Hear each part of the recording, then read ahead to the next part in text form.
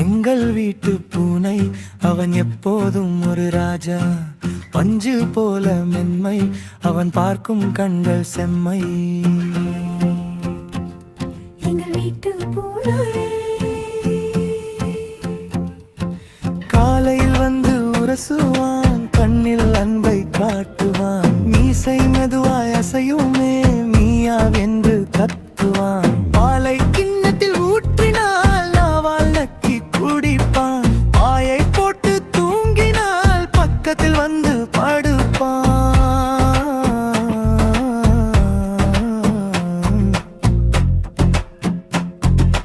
எங்கள் வீட்டு பூனை அவன் எப்போதும் ஒரு ராஜா. பஞ்சு போல மென்மை அவன் பார்க்கும் கண்கள் செம்மை.